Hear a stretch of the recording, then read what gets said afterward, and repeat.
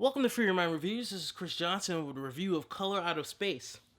So, Color Out of Space is a adaptation of a book from H.R. Lovecraft, and stars Nicolas Cage as a dad in a family who start to experience some very weird circumstances after a meteor crash lands on their farm.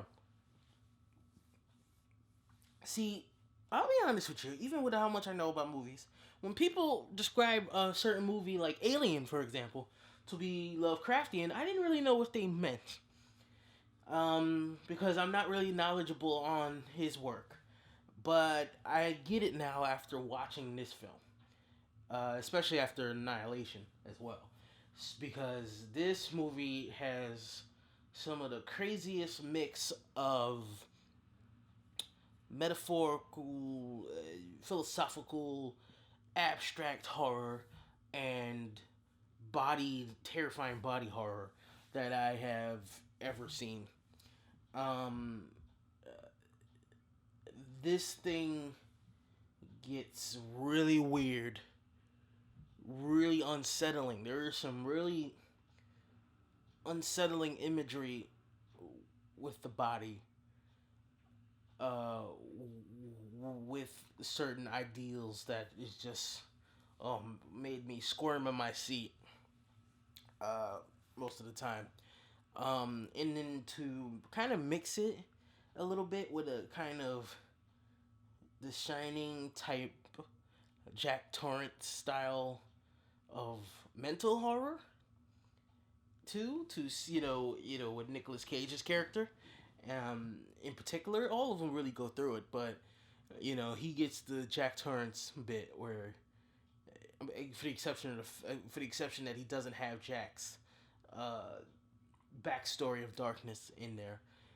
He's a nice guy who starts to lose it a little bit, and you know how Nicolas Cage loses things. It gets really entertaining really quick.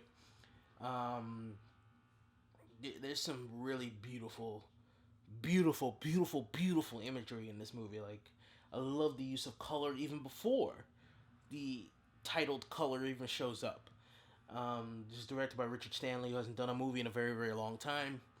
And the man is obviously chomping at the bit. He's he's like a dude sinking his teeth into the most sublime steak he can sink his teeth into. That's how his directing is in this film. Um, it's always a pleasure to see practical, legitimate gore effects.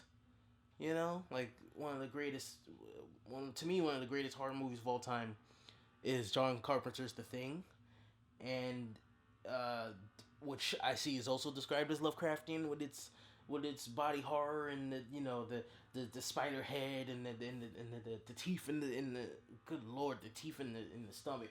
Oh God, help me.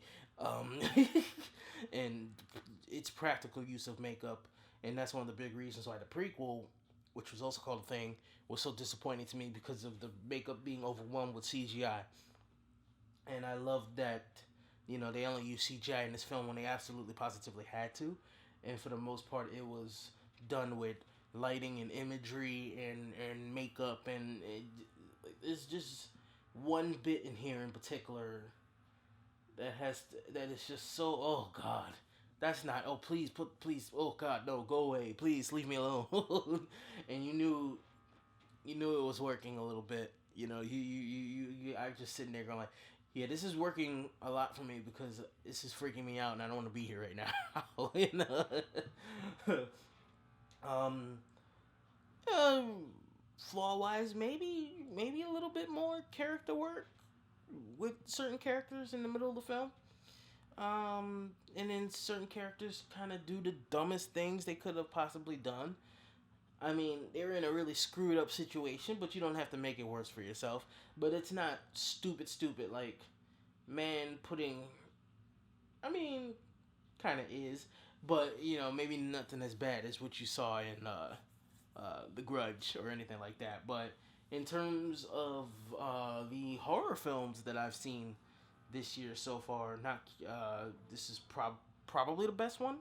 Definitely the best one because Underwater was pretty good too. So I would definitely recommend you check out Color Out of Space. Uh,